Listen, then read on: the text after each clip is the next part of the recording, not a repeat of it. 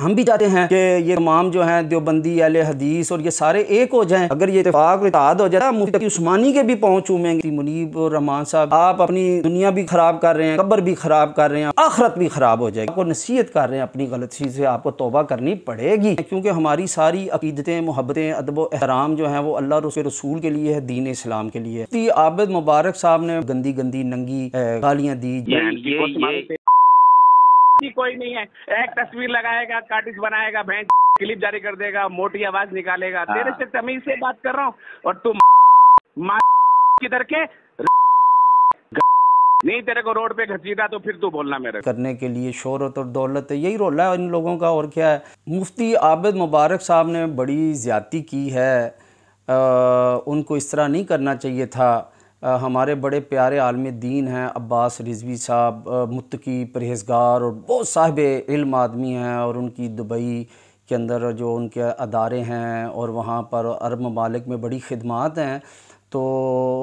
انہوں نے کسی نے ان سے بات کی تو انہوں نے ان کی شکایت کے حوالے سے کہا کہ یہ بندے, ان کے لب و لہجے نہیں, اسے نہیں پتہ چلتا کہ یہ کسی ادارے سے پڑھے لکھے ہیں, یہ مفتی ہیں. بہرحال اس قسم کی بات کی تو انہوں نے ان کی جو دعویٰ تھا اس کو فوراً دلیل مہیا کر دی اور گندی گندی ننگی گالیاں دی جو ایک عام آدمی کو بھی زیب نہیں دیتی. تو ایک شخص جو اپنے آپ کو عالم دین کے اور بڑے بڑے جناب جگہوں پہ جا کر اہل سنت کی ترجمانی کرنے کی کوشش کرے, تو وہ مفتی منیب الرحمان صاحب کی غلط حرکات کی حمایت کی وجہ سے اور وہاں پہ سیاسی مفادات اور مقاصد حاصل کرنے کے لیے شہرت اور دولت, یہی رول ہے ان لوگوں کا, اور کیا ہے. تو اس چکر میں انہوں نے اتنی زیادہ گندی غلیظ باتیں کی. تو میرا ان سے مشورہ یہ ہے کہ آپ جو ہیں, کیونکہ یہ گالیاں دینا اور علماء کی گردار کشی کرنا یہ یقیناً گناہ ہے, تو آپ اپنے اس گناہ سے اللہ تبارک و تعالیٰ کی بارگاہ میں توبہ کریں. اور میری آپ سے گزارش ہے کہ آپ عباس رضوی صاحب, علامہ صاحب جو ہیں, ان کو فون کر لیں اور ان سے اپنی غلطی کا اعتراف کر کے معافی تلافی کر کے اور صلح کر لیں. تو اسی میں ہماری بہتری ہے. آگے حالات ایسے ہیں, اللہ تعالیٰ اہل سنت کو آباد رکھے, اتفاق اور اتحاد دے دے. آپ کی یہ چھوٹی سی کوشش سے سنیت میں اتفاق اور اتحاد رہے گا اور آپ کی قائدانہ صلاحیتوں میں اضافہ ہوگا. باقی یہ ہے کہ آپ بھی انہی لوگوں میں شامل تھے جن کے گروپس کے اندر وہ جو رافضی کی مفتی منیب الرحمان نے بڑی تعریف کی اور اس کے بیٹے کے مشن کو, اس کے مشن پہ چلنے وغیرہ کی تعلیمات, یعنی کہ رفض کو, رافضیت کو بڑھانے اور اس کو بڑھاوا دینے اور اس کو پوری دنیا میں پھیلانے کی جو دعائیں دیں. ظاہری بات اس کا یہی مطلب تھا کہ پوری دنیا میں وہ رافضیت کو پھیلائیں. تو یہ بالکل آپ کے ہی گروپوں میں تھی, آپ ہی ان علماء میں شامل تھے جو مفتی منیب الرحمان صاحب سے سب سے پہلے ملے اور انہوں نے کہا جی اس بارے میں آپ اپنا موقف دیں, وضاحت دیں. تو انہوں نے آپ کو جناب وقت مانگا اور آپ کو واپس بھیج دیا. اس کے بعد جو معاملات ہو رہے ہیں آپ کو بھی پتہ ہیں, ہمیں بھی پتہ ہے. تو مفتی صاحب تو اپنے موقع پہ ڈٹے ہوئے ہیں اور ہم نے اور دیگر علماء نے اس کو سمجھایا, لوگوں کو بات سمجھ نہیں آ رہی. تو یقیناً مفتی صاحب بوڑھے ہو گئے ہیں اور ایسی عمر میں انسان کی کئی خواہشات ہی رہ جاتی ہیں, تو وہ اپنی ہر دل عزیزی کے چکر کے اندر وہ پہلے بھی بہت کچھ کر گئے ہیں. باقی بہت بڑے اچھے سنی ہمارے عالم دین ہیں, ان کی سنیت کے لیے بڑی خدمات ہیں, لیکن اب جو وہ کر رہے ہیں وہ درست نہیں ہے, کیونکہ ہماری ساری عقیدتیں, محبتیں, ادب و احترام جو ہیں وہ اللہ اور اس کے رسول کے لیے ہے, دین اسلام کے لیے. رشتہ داری تو ہماری ہے کوئی نہیں. تو لہٰذا جب یہ اچھے کام کریں گے ہم تعریف کریں گے, جب برے کام کریں گے, بد مذہبوں کے ساتھ ملیں گے یا بد مذہبیت کا اظہار کریں گے تو اور دین اسلام کی عدالت میں یہ مجرم ٹھہریں گے, تو پھر ہمارا رویے دوسرے ہوں گے. علماء کرام نے جب آپ کو سمجھایا وہ آپ کو دشمن لگنے لگ پڑے. انہوں نے آپ کو سمجھایا, ڈرایا اور گرفت کی, اس کا مطلب یہی تھا کہ آپ اپنی غلطی سے رجوع کر لیں, توبہ کر لیں. لیکن آپ تو جناب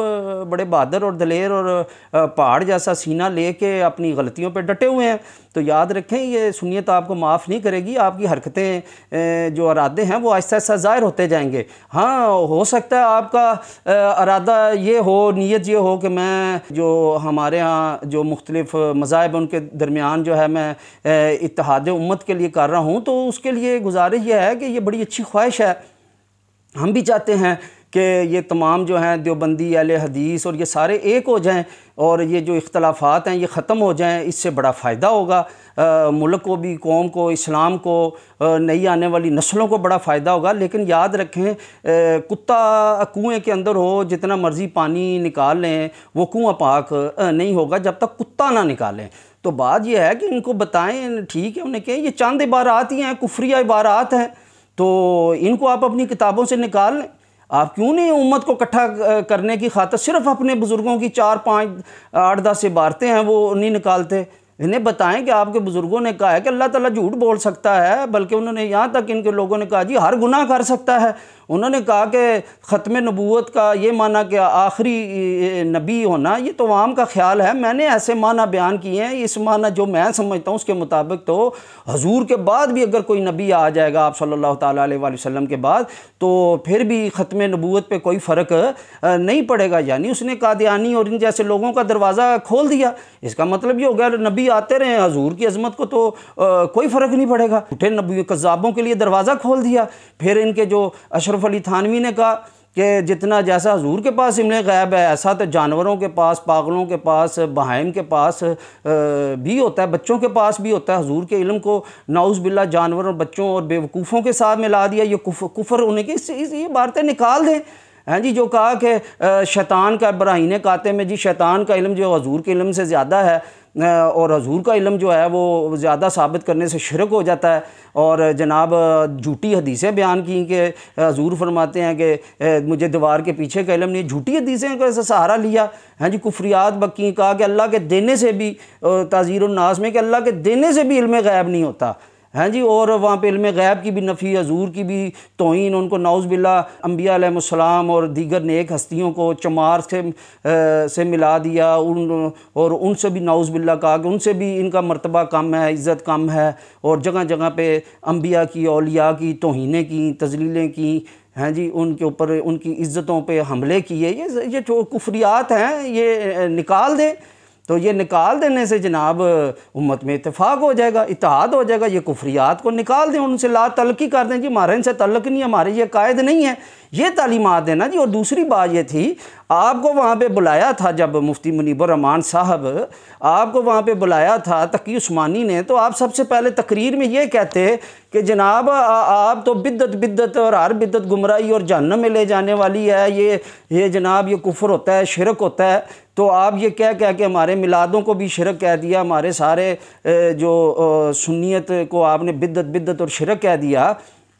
تو آپ یہ پہلے بتائیں، یہ جو آپ کے مسجدیں پکی کرتے ہیں، حضور نے منع فرمایا پکی مسجدیں کرنے سے، آپ رنگ روغن کرتے ہیں، حضور نے منع فرمایا ہے، اور آپ یہ اپنے بزرگوں کے، مدرسوں کے، شخصیات کے، اپنے مسلک کے آپ کانفرنسیں کرتے ہیں، ان کے جناب سیمینار کرتے ہیں، ان کے جلسے جلوس کرتے ہیں، ان کے ایام کو مناتے ہیں، ہیں جی، ان کے اوپر جھنڈے رنگ برنگے آپ لہراتے ہیں، چراغاں کرتے ہیں، جلسے جلوس کرتے ہیں۔ اور آپ نے یہ جو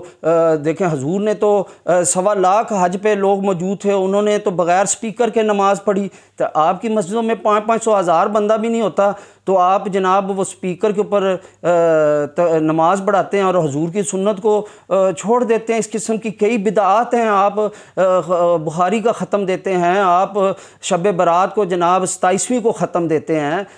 اور وہاں پہ مٹھائیاں تقسیم کرتے ہیں، قرآن پاک کا ختم کرتے ہیں، اور یہ ساری بدعات ہیں۔ صحابہ نے، اہل بیت نے کہاں کی، حضور نے کہاں کی، ہیں جی، بلکہ کئی 100 سال تک یہ عمل نہیں ہوئے۔ اسی طرح بے شمار آپ کے مدرسے، ان کا نصاب، ان کی حدیث کی مخصوص کتابیں اور جناب مخصوص نصاب، صرف، نحو، علم معنی، علم بدیع، علم بیان اور فلسفہ، منطق، یہ بے شمار علوم جو آپ پڑھا رہے ہیں، اور یہ ساری بدعات ہیں۔ یہ تو بڑے صدیوں بعد یہ چیزیں آئی ہیں، اور آپ ساری ان کو اپنے مدرسوں میں ساری بدعتیں کر رہے ہیں۔ پھر یہ آپ کا بچے کا آپ تقریر کر کے انہیں کہتے ہیں جی یہ بتائیں، یہ حدیث میں کہاں ہے؟ کس صحابی نے اس طرح دعوت نامے دے کے علماء کو بلایا ہو، عوام کو بلایا ہو اور جلسہ کیا ہو، اپنے بچے کو مدرسے سے سند دلائی ہو، بورڈ سے امتحانات دیے ہوں، اور ان کی یہ تقریب کی ہو؟ یہ ساری بدعت ہے۔ تو آپ نے یہ بدعتیں کرنی تھی تو امت کو آپ نے گمراہ کیا، وہ ان کے ٹکڑے ٹکڑے آپ نے کر دیے امت کے۔ ہاں جی، تو آپ نے تو یہ جا کے ان سے پوچھنا تھا بھائی اگر آپ کے یہ سارے کام حلال اور درست ہیں اور یہ بدعت حسنہ میں آتے ہیں، دین ان کو اگر اجازت دیتا ہے تو ہمارے یہ کاموں کو دین کیوں نہیں اجازت دیتا؟ آپ کے یہ چلے اور سال کا کوئی کورس، کوئی 2 سال، کوئی 6 سال، اور جناب یہ دعائیں اور اجتماعی دعائیں، رائیونڈ کے اجتماع وغیرہ وغیرہ، تو آپ یہ امت کو تو آپ نے توڑ کے رکھ دیا ہے کہ خدا کا خوف کریں آپ لوگ، یہ بدعت اور شرک کی رٹ چھوڑیں۔ آپ کی آدھے کتابیں ہر چیز کو شرک کہتی ہیں، ہاں جی، آپ کی تقویۃ الایمان اور براہین قاطعہ اور کتاب التوحید، اس قسم کی کتابیں تو ہر چیز کو شرک کہتی ہیں، ہر مسلمان کے عمل کو شرک کہتی ہیں اور ان کو مشرک بنا رہی ہیں، بدعتی بنا رہی ہیں۔ اور آپ کی دیگر کتابیں، اشرف علی تھانوی کی جمال الاولیاء پڑھ لیں، زکریا سہارنپور کی موت کی یاد پڑھ لیں، یا فضائل اعمال پڑھ لیں، ان کی فضائل درود پڑھ لیں، ہاں جی، اسی طرح الافادۃ الیومیہ پڑھ لیں، آپ کی المہند المفند پڑھ لیں، آپ کس قسم کی کتابیں پڑھ لیں، شاکب صاحب۔ تو یہ پہلے بتائیں کہ یہ آپ کا مذہب ہے یا یہ مذہب ہے؟ کہتے آپ سارا کو یہ تقویۃ الایمان کی بولی بولتے ہیں، کتابوں کے اندر، پیٹ کے اندر آپ کے ارواح ثلاثہ موجود ہے، دل میں آپ کی کچھ اور چیز ہے۔ پہلے آپ تو اپنا فیصلہ کریں۔ ان چیزوں کو یہ پوچھنا تھا کہ بھائی یہ چیزیں بکواسات ختم کر کے امت میں اتفاق اور اتحاد پیدا کریں۔ ایک معیار بنا لیتے ہیں ہم، اسلاف کی تعلیمات ان کی موجود ہیں، انہوں نے بدعت کی بھی تعریف کی ہے، شرک کی بھی کی ہے، توہین رسالت کی بھی کی ہے، ہم ان میں سے ایک فائنل تعریف کر لیتے ہیں بدعت کی، شرک کی اور جناب گستاخی رسول کی، اور اس کے مطابق جو آپ میں اور ہم میں بدعتیں ہیں، بری بدعتیں، وہ نکال دیتے ہیں، جس کی گنجائش ہے وہ ہم رکھ لیتے ہیں۔ اسی طرح جو شرک ہے آپ کے اندر موجود ہے یا ہمارے اندر ہے، وہ سارا شرک نکال دیتے ہیں، اپنے اندر سے بھی تو نکالیں نا، وہ ایک تعریف کر لیں۔ اگر اس کے مطابق جو شرک نہیں ہے، جو علماء کے 1400 سال سے عقائد ہیں، تو وہ پھر آپ اس پہ توبہ اور معافی مانگ لیں۔ اور اسی طرح تو گستاخی رسول اور توہین رسالت، توہین قرآن اور مذہب اور توہین صحابہ اور اہل بیت تعریف کر لیں، اس کے مطابق جو شرک اور توہینی گستاخی اور بے ادبیاں آپ کی کتابوں میں وہ نکال دیں، وہ بدعتیں نکال دیں، وہ شرک کی حرکتیں نکال دیں، امت کے اندر اتفاق اور اتحاد ہو جائے گا۔ یہ تو کوئی مسئلہ ہی نہیں ہے، یہ تو ایک دو دن کا کام ہے۔ آپ یہ کام آپ باتیں کرنی تھی نا، آپ تو وہاں پہ جا کے ان کی تعریفیں کر رہے ہیں، آپ ان کو دعائیں دے رہے ہیں کہ بھائی اللہ کرے پوری دیوبندیت، وہابیت، نجدیت، رافضیت پوری دنیا میں پھیل جائے، ان کا پودا، ان کی جناب یہ جڑی بوٹیاں پھیل کر پوری امت کو، ان کے ایمانوں کو تباہ کر دیں، اور آپ ان کو خراج تحسین اور خراج عقیدت پیش کرتے ہیں، ان کو کاملین، مومنین اور اولیاء ثابت کرنے کے چکروں میں پڑ گئے ہیں۔ یہ عوام اتنی بیوقوف نہیں ہے، تھوڑی جو اور تأمل کرو۔ جڑے مفتی صاحب دی محبتاں دے چکراں چ پے نا، ہاں مفتی صاحب کی یہ کوششیں ہیں تو ہم ان کے ساتھ ہیں، لیکن اس کا طریقہ ہے لمبے پہ جانا، یہ طریقہ نہیں ہے۔ ان کے ساتھ بیٹھ کے آپ یہ چیزیں ساری کر لیں، امت ایک ہو جائے گی۔ لیکن تسی کو جی یہ کچھ نہیں ہونا تو میں چما چاٹا کر کے ہی تو جناب فرقہ واریت ختم کر لوں۔ یاد رکھیں، کتا جنی دیر تک کھوہ چوں نہیں نکلنا، جنہ مرضی پانی کٹ کر لو، تسی ناپاک اور خود بھی پلیت ہو جاؤ گے، لیکن یاد رکھیں کنواں پاک نہیں ہوگا۔ یعنی آپ کو امت قبول نہیں کرے گی، فتاوی رضویہ قبول نہیں کرے گا، اعلیٰ حضرت قبول نہیں کریں گے، ان کے خلفاء قبول نہیں کریں گے، سنی اہل سنت والجماعت آپ کو قبول نہیں کریں گے۔ یاد رکھیں آپ اپنی دنیا بھی خراب کر رہے ہیں، قبر بھی خراب کر رہے ہیں، اپنی نیک نامی بھی خراب کر رہے ہیں، عزت شہرت بھی خراب، اور آپ کی آخرت بھی خراب ہو جائے گی۔ یاد رکھیں جنہیں بد مذہب گزرے ہیں، عبداللہ بن ابی بن سلول سے لے کے یہاں تک جتنے بھی خارجی، رافضی، یہ بڑی ان کی عمریں تھی، بڑی ان کی شہرت تھی، بڑا قد تھا، بڑا پروٹوکول تھا، ان کا بڑا نام تھا، لیکن یاد رکھیں عمر اور علم اور یہ سجدے، عبادتیں، ریاستیں، یہ انسان کا قد نہیں بڑا کرتی۔ یہ شیطان بھی اسی وجہ سے ذلیل و رسوا ہو گیا۔ ہم آپ کو نصیحت کر رہے ہیں، اپنی غلطی سے آپ کو توبہ کرنی پڑے گی، آپ توبہ کریں، رجوع کریں، اور عوام کے سامنے اللہ سے بھی کرنی پڑے گی، عوام سے بھی کرنی پڑے گی۔ لیکن یاد رکھیں یہ اتنا بڑا سنیوں نے آپ کو مفتی اعظم کا ٹائٹل دیا، نعوذ باللہ، اعظم سے پیچھے مفتی کی جہاں پہ کوئی اور لفظ نہ لگ جائے اور آپ کی آخرت نہ بگڑ جائے، اس لیے آپ توبہ رجوع کریں اور اچھے طریقے سے اتحاد امت پہ کام کام کریں، ان کو بھی قائل کریں۔ ہاں کوئی ادھر بھی کوئی اگر غلطیاں ہیں وہ آپ اس کو بھی اس پہ سارے علماء بیٹھ کے وہ ختم کروائیں، اور ادھر بھی جو ہیں وہ ختم کر کے تو بالکل دین اسلام قرآن اور حدیث کے اندر ہے، قرآن و حدیث ہے، علماء کے اجتہاد اور اجماع ہیں، ساری تعلیمات موجود ہیں، کوئی نئی بات تو کوئی بھی نہیں ہو رہی۔ یہ ساری باتیں یہ ذو الخویسرہ سے، عبداللہ بن ابی بن سلول سے، خوارج سے، ہاں جی یہ ساری ذو السدیہ سے، یہ ساری چلتی آ رہی ہیں وہاں سے، رافضیوں سے وغیرہ وغیرہ سے۔ یہ کوئی نئی چیز نہیں ہے، یہ کبھی معتزلہ کی شکل میں آ گئے، کبھی روافض کی، کبھی خوارج کی، ہاں جی کبھی نجدیت کی، کبھی وہابیت کی، یہ شکل میں آتے رہے، کبھی تقویۃ الایمان کی شکل میں، کبھی کتاب التوحید کی شکل میں۔ تو یہ کوئی نئی چیزیں نہیں ہیں، ان سے بیٹھ کے بات چیت کر کے ہاں ان خرابیوں کو نکال کے امت میں اتفاق اور اتحاد ہو جائے، اس سے تو بڑی کوئی بات ہی نہیں۔ ہم سجدہ شکر ادا کریں گے، آپ کے بھی پاؤں کو چومیں گے اگر یہ اتفاق اور اتحاد ہو جاتا ہے، مفتی تقی عثمانی کے بھی پاؤں چومیں گے، ہم سب کے پاؤں چومیں گے، لیکن اس کے لیے شرط یہ اتفاق اور اتحاد قرآن و حدیث اور حق پر ہی ہوگا، باطل کے اوپر کبھی بھی اتفاق اور اتحاد نہیں ہو سکتا اور نہ کبھی ہم کریں گے اور نہ کبھی ہونے دیں گے۔